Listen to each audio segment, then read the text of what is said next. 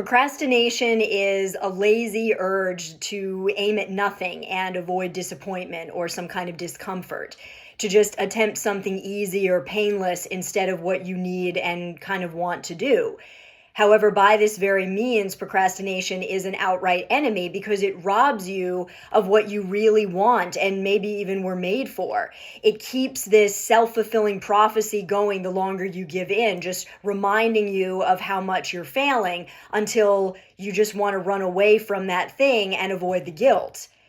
What you need is a healthy perspective regarding your schedule and a balanced lifestyle, which honestly is going to require a lot of flexibility and adjustment since our lives are hardly ever balanced for more than a day. As a writer, for some reason, I am so prone to procrastination. I don't know if it's just the way that writers are wired and we really want to write something great, and so we're afraid of failing or not being able to replicate previous success. But if you have seen JubileeLipsy.com and my book tab, you will know that I have beat procrastination, at least with those books. So I have been able to fight it enough to crank out a couple of novels. So here are a slew of tips that have helped me, not in any particular order, not all at once, and they're not even all appropriate for every scenario, but they're definitely great things to try, either prevention-based or to help you attack whatever task is at hand, because the key to beating procrastination is action, some kind of action, because that's what procrastination is trying to get you to not do. It is based in avoidance. So if you can decide what action to take and just do something, preferably as quickly as possible, you will defeat it. Here are some ideas of how you can do that. One, you can simplify whatever you're doing. Odds are you're making it too complicated. Make it even more bite-sized. That way you can accomplish something more regularly. Ask God for help. I can't tell you how many times I have stopped and asked God how to get out of being stuck in a particular chapter or a problem to solve. And sometimes he tells me right away, and then other times he redirects me, but you should always pray for direction. Another thing you can do is set things up ahead of time. If you know that you're going to want to write every day at 11 a.m., then maybe keep your laptop plugged in, keep that desk area clean, keep a water bottle full or a dictionary or whatever else you need right there next to you so that it's ready to go and you don't have to think about, oh, I've got to set everything up. Another idea is to switch it up. Sometimes the discomfort of procrastination is because your schedule's not really working. Try doing whatever task you're procrastinating on at a different time of day and see if it works better.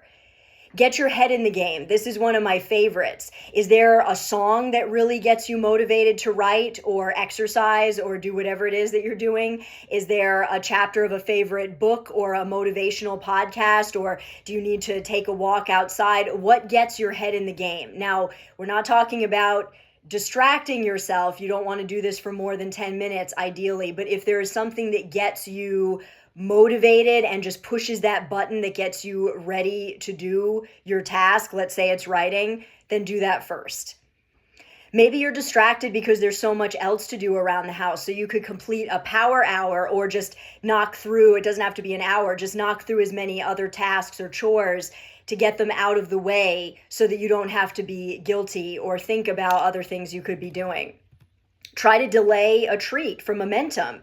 Ask yourself, what could I do? Maybe I could go to coffee with a friend at 2 p.m. and I can work towards that. So I have to get my writing done before that. You could just go now, or you could use that as a treat to give yourself momentum.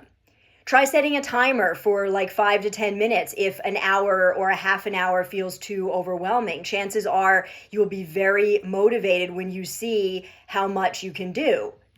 Try doing it as early as possible or as immediately as you think of it. Rather than thinking of all the excuses of why I can't do it right now, try just thinking, oh, I should write right now, and immediately sitting down to do it without even thinking about excuses. Or trying to do it as early as possible. That way you have the rest of the day without that hanging over you. Make sure you're staggering deep work and breaks. That way you don't get overwhelmed, and stepping away gives you a fresh perspective. These next two are really important. Don't pit priorities against each other. It's so easy to blame another priority for the fact that you can't do this one. For instance, oh, I can't write because I have to exercise. Well, you can do both. If you're letting them get in each other's way, then you just haven't learned to schedule them. Have writing time and exercise time on the calendar. That way, you're not constantly thinking, I'm supposed to be doing something else. Everything is taken care of. And review and renew your perspective on why you do this, whether it's writing or exercise or some other passion project. Just because you know that it's important to you doesn't mean you won't need a refresher or that it'll just be automatic. You need to regularly remind yourself why you're passionate about this and do things that stir that passion. You also need to reframe your idea of failure.